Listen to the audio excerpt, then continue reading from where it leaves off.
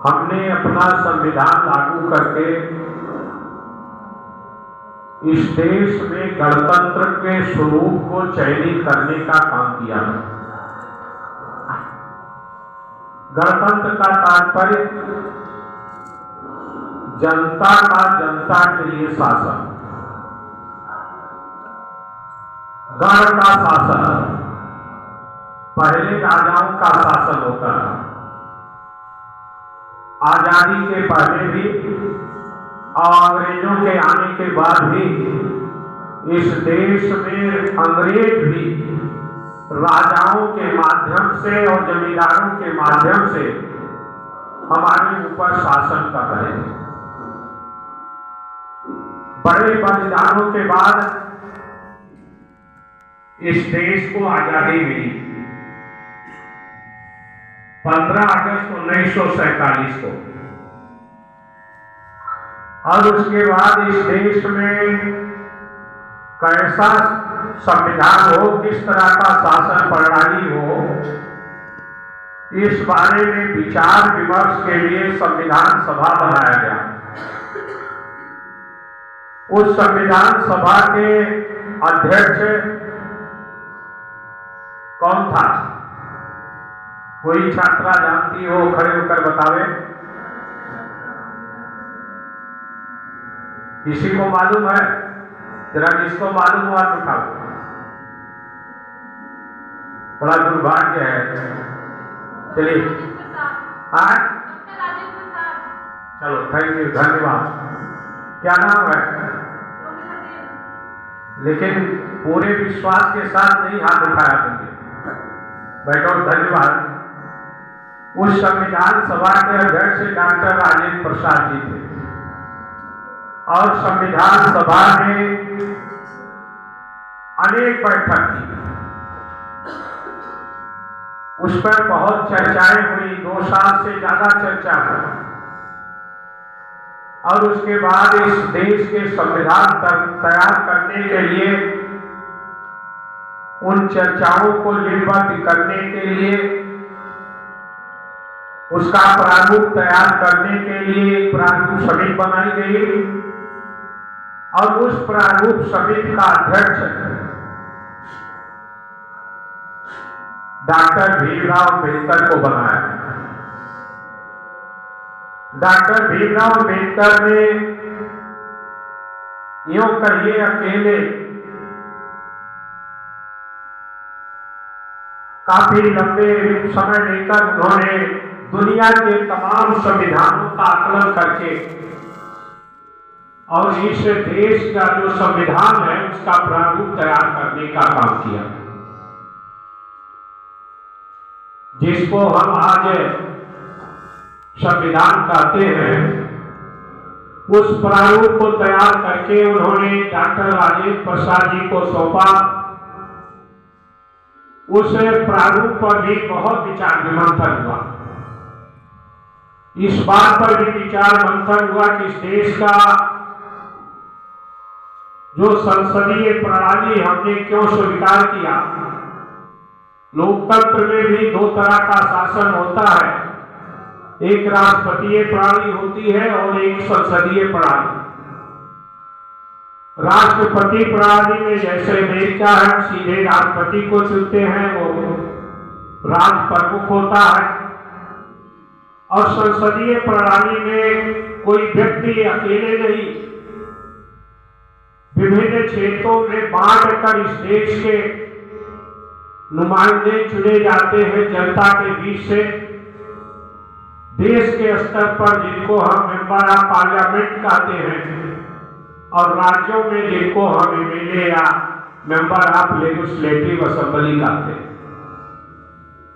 संसदीय दल का जो नेता है, जिस पार्टी को बहुमत होता है, उसका नेता प्रधानमंत्री बनता है, जो राज्य प्रमुख है, जिसको सब कुछ अधिकार है। कहने के लिए तो राष्ट्र प्रमुख है, राष्ट्रपति है, लेकिन उसको कोई अधिकार नहीं है। मंत्रिपरिषद की सिफारिश पर उसको काम करना पड़ता है। और इस संविधान के प्रारूप को बनाकर बाबा साहब भीमराव अम्बेडकर ने संविधान सभा में सौंपा। उसके बाद जब उस पर चर्चा हुई और चर्चा होने के बाद 26 नवंबर 1949 को हमने संविधान को अंगीकृत करने का काम किया संविधान सभा ने। 26 नवंबर 1950। उसके पहले 25 नवंबर को बाबा साहब ने एक भाषण दिया था संविधान सभा में, जिसको जो सार था इस देश के लोकतंत्र का, जिस पर अमल करना था इस आजादी के बाद भारत देश को। लेकिन आजादी के इतने वर्षों के बाद भी और गणतंत्र स्वीकृत करने के लागू होने के बाद 74 साल बीते हैं। इस 74 साल में आज के दिन जब हम गणतंत्र दिवस मना रहे हैं तो हमें इस बात पर विचार करने की आवश्यकता है कि हमने उस गणतंत्र के अनुरूप क्या देश में जिस तरह का कार्य होना चाहिए था, जिस तरह का समाज निर्मित होना चाहिए था, जिस तरह से देश का विकास होना चाहिए था, जिस तरह से देश में समृद्धि आनी चाहिए थी, जिस तरह से देश में मानवता का विस्तार होना चाहिए था, क्या हम उसको पूरा कर पाए हैं? जब हम किसी दिवस को मनाते हैं तो उसका उद्देश्य होता है कि हम उस पर विचार करें कि हमने अपनी उपलब्धियां किस हद तक पाने का काम किया। गणतंत्र को स्वीकार करने के बाद भी 74 वर्ष बीत जाने के बाद भी आज भारत देश में हमारी सरकार को इस बात पर गर्व होता है कि हम 82 करोड़ लोगों को 140 करोड़ की आबादी में 82 करोड़ लोगों को 5 किलो राशन दे रहे हैं। ये देश के लिए गौरवान्वित होने का विषय है कि अफसोस का विषय है? बोलिए, दुख का विषय है कि खुशी का विषय?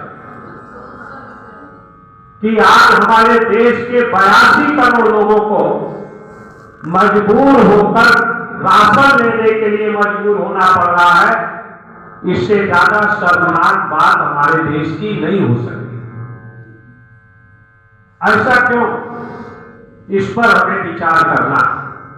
और उसके लिए बाबा साहब का 25 नवंबर का भाषण आपको पढ़ने की आवश्यकता है, याद करने की आवश्यकता है। बाबा साहब ने जो भाषण दिया था मैं उसका बहुत संक्षेप में आप लोगों के सामने रखना चाहता हूं।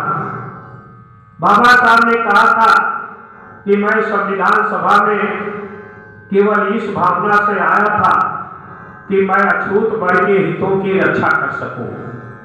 मुझे नहीं मालूम था कि हाँ मुझे इतनी बड़ी जिम्मेदारी सौंपी जाएगी। जब मैं संविधान की मसौदा कमेटी में नियुक्त किया गया तो मुझे आश्चर्य हुआ, और जब मसौदा समिति ने मुझे अपना अध्यक्ष चुना तो मुझे और अधिक आश्चर्य हुआ।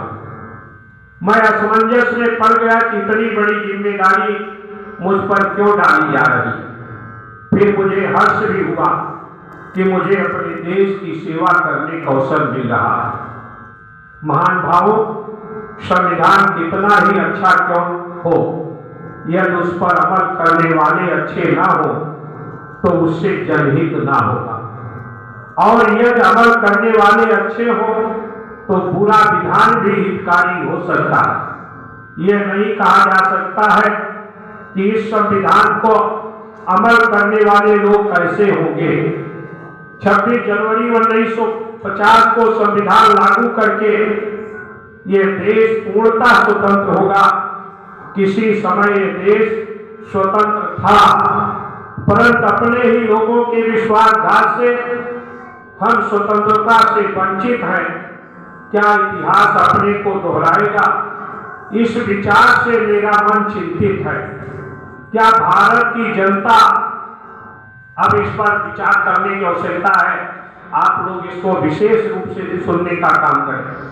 क्या भारत की जनता अपने मत, मजहब या स्वार्थ की अपेक्षा देश को अधिक महत्व देगी? ये क्वेश्चन है। मेरी भावना है कि अपने रक्त की अंतिम बूंद तक देकर हमें अपनी स्वतंत्रता की रक्षा करनी चाहिए। यदि हम लोकतंत्र को सुदृढ़ करना चाहते हैं तो हमें अपने सामाजिक और आर्थिक लक्ष्य वैध मार्ग से प्राप्त करने चाहिए, हिंसात्मक और कूटनीतिक उपायों से नहीं। इस देश में जितनी भक्ति, जितनी वीर पूजा और जितना अंधविश्वास है, फिर से मैं इस बात को पढ़ रहा हूं, इस देश में जितनी भक्ति, जितनी वीर पूजा और जितना अंधविश्वास है, उतना किसी अन्य देश में नहीं है। धर्म में भक्ति तथा वीर पूजा मुक्ति का साधन भले ही हो सकती है। भक्ति और वीर पूजा या धर्म मुक्ति का साधन भले ही हो सकती है, परंतु राजनीति में भक्ति तथा वीर पूजा अधोगत में ले जाने वाला अधिनायक वाद हो जाता। स्वतंत्रता, समता, बंधुभाव के आधार पर अधिनियमित अधिष्ठित सामाजिक जीवन ही लोकतंत्र कहलाता है। स्वतंत्रता तो हमें मिली, किंतु भारत में समता का अभाव है। यहाँ के सामाजिक आर्थिक जीवन में विषमता का बोलबाला है। इस विषमता को हमें शीघ्र ही मिटा देना होगा, अन्यथा बड़े परिश्रम से निर्मित हुआ यह लोकतंत्र का मंदिर मिट्टी में मिल जाएगा। हम एक राष्ट्र हैं, ऐसा मानना आत्मवंचना है। हजारों जातियों में बटे हुए लोग एक राष्ट्र कैसे हो सकते हैं? ये जातियों और वर्ण राष्ट्र विरोधी हैं। इन बाधाओं पर विजय पाने से ही हम एक राष्ट्र हो सकेंगे। जिस संविधान में हमने जनता के लिए जनता का और जनता द्वारा तत्व निहित किए हैं, वो दीर्घकाल तक बना रहे। यदि हम ऐसा चाहते हैं तो हमें अपने सामने उपस्थित संकटों को समझने, उन्हें दूर करने में देर नहीं करनी चाहिए। देश की सच्ची सेवा का यही मार्ग है। इस बात को अगर आप लोग समझेंगे, उन्होंने इस बात को कहा कि ये देश पहले भी आजाद था, हम गुलाम हुए, वर्षों वर्षों गुलाम रहे, बड़े बलिदानों के बाद हमने आजादी पाई है। और गुलाम इसीलिए हुआ, इस देश में इस तरह का एक अफवाह जाति और वर्ण के आधार पर लोगों को इस तरह से बांटा गया था कि लोगों के अंदर ये धारणा बन पड़ी, कोई निरप हो हमें क्या हानि, चेरी छोड़ हो ना रही। यानी कोई राजा बन जाए, हमारे लिए क्या फर्क पड़ता, हमें तो मजदूरी करना है, हमें सेवा करना है, इससे अधिक हमें मिलने वाला नहीं। और जब ये भावना देश के लोगों में पैदा हो गया तो मुट्ठी भर लोग बाहर से आकर पहले बिजनेस करने आए और फिर इस देश पर शासन करने का काम किया। आज जब हम 74 साल इस देश के गणतंत्र को पूरा कर चुके, तो क्या जो बाबा साहब ने शंका व्यक्त किया था कि हम अपने मत और मजहब के आगे देश हित सर्वोपरि रखने का काम करेंगे। क्या हो पा रहा? नहीं हो पा रहा। आज हमें अंधविश्वास के मकर जाल में जो पूंजीपतियों के पैसे के बल पर सरकार बनी हुई है, वो हमें अंधविश्वास के मकर जाल में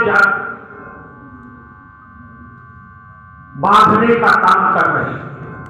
और जिसके कारण जो हमारा अधिकार है, जो हमें निर्णय लेने की क्षमता है, जिन विचारों के आधार पर हमें अपने मन का प्रयोग करने की आवश्यकता है, वो हम नहीं कर पा। हमारी जो मूल समस्याएं हैं इस देश की, बेरोजगारी है, महंगाई है, गरीबी है, इन समस्याओं पर हमारा ध्यान नहीं जा रहा। हम बेरोजगार हैं, उस बेरोजगारी पर हमारा ध्यान नहीं जा रहा। आज ये दुर्भाग्य है इस देश का कि जिस भगवान ने दुनिया बनाई है, कुछ लोग इतने अहंकार में मदमस्त हो गए हैं कि उस भगवान को लाने की बात भी किया करते हैं कि भगवान ने अगर दुनिया बनाई, हम 1 इंच भी इधर उधर खिसकते हैं तो उस ईश्वरीय सत्य से और उस ईश्वर को लाने का श्रेय भी लोग उठाने का प्रयास कर रहे हैं। इससे बड़ा इस देश के लिए दुर्भाग्य नहीं हो सकता। और लाखों करोड़ों लोग उनको ईश्वर का अवतार भी मानने का तैयार हो जाते हैं। इसलिए अगर आप लोग पढ़ते लिखते, और मुझे इस बात का दुख जरूर हो रहा है कि हम 74 साल इस देश के गणतंत्र को बीत जाने के उपरांत भी हमने जब सवाल उठाया इस कॉलेज के बच्चों के सामने कि गणतंत्र का तात्पर्य क्या है, गणतंत्र का तात्पर्य है जनता का जनता के लिए, गण का राज। गणतंत्र माने गण का राज, गण माने जनता, जनता का राज। पहले राजतंत्र था, अब गणतंत्र है। कब से मनाया जा रहा है? जिस दिन से हमने गणतंत्र के स्वरूप को स्वीकार करने का काम किया। अगर ये सामान्य जानकारी हमारे बीच में नहीं होगी तो हमें गणतंत्र मनाना हमारे लिए निरर्थक होगा। हम भारत माता की जय बोलेंगे, लेकिन उससे हमें कुछ हासिल होने वाला नहीं है।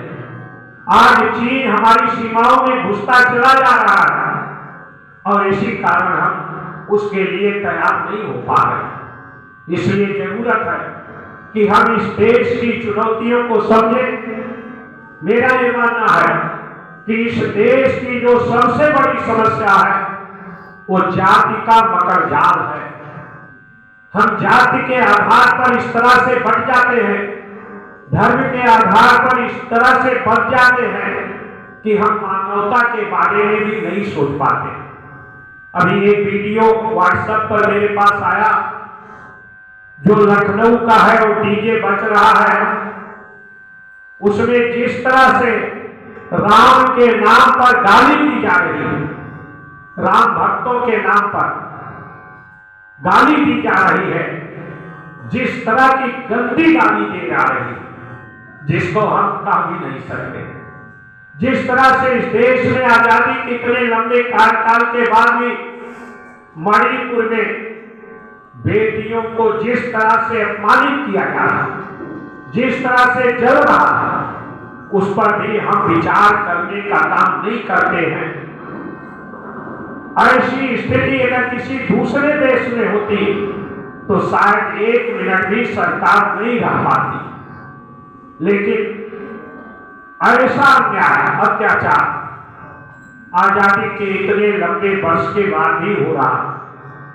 इसलिए मैं बच्चियों से, विशेषकर छात्राओं से, और आप कोई बच्चे नहीं हैं, आप पूर्ण नागरिक, डिग्री कॉलेज में पढ़ने वाले बच्चे हो या बच्चियां हो, सभी लगभग 18 साल की उम्र पार करने के बाद ही आते हैं।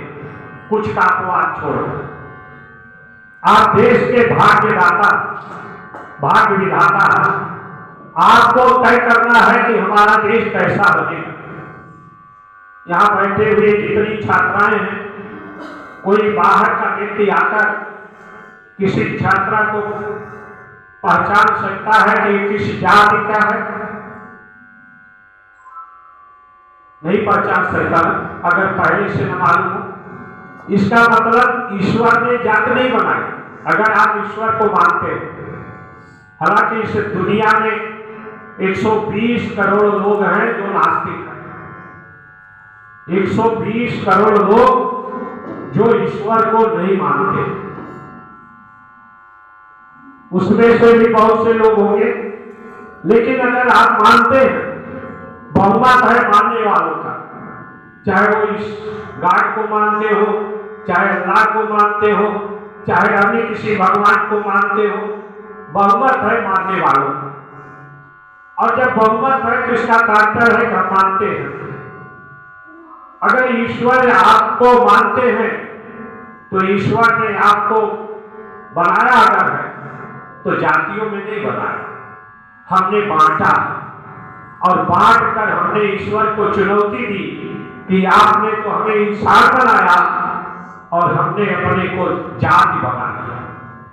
अगर आप ईश्वर की असली भक्ति है कि आप इंसान बन जाए, जाति और धर्म के आधार पर जो बंटवारा है उसको मिटाकर मानवता पर आधारित समाज बना ले, यही सबसे बड़ी पूजा है, ऐसा मेरा मानना है।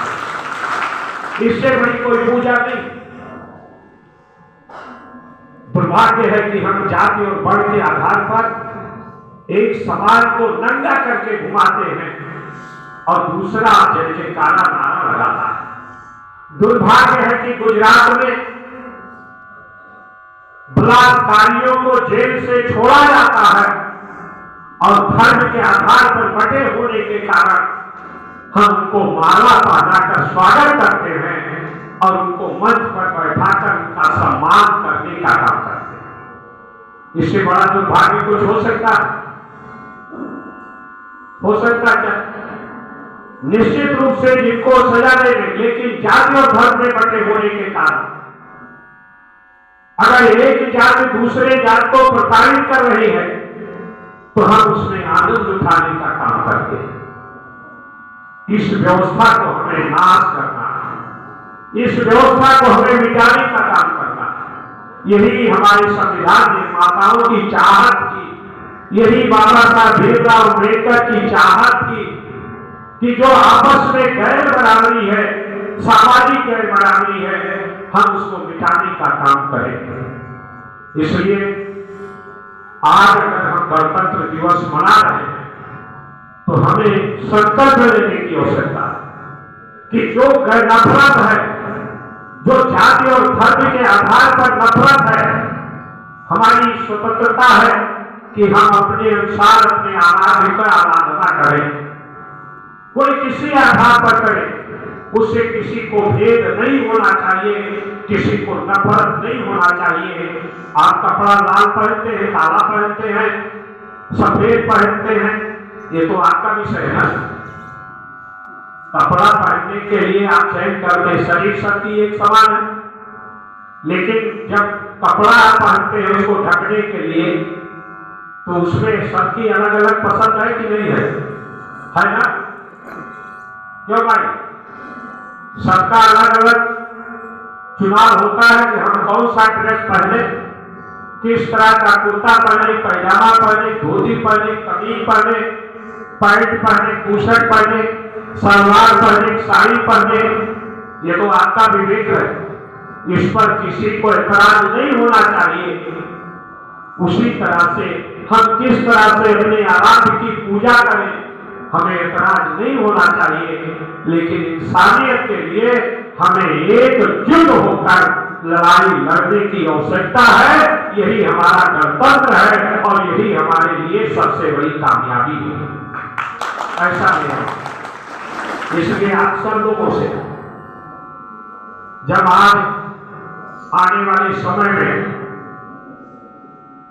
आप सब लोगों को इस देश का फिर से अपना नुमाइंदा चुनने का काम करना है, आपको इस बात को साबित करने का काम करना है कि हमें नफरत वालों को नहीं, भाईचारा पैदा करने वालों को अवसर देने का काम करना।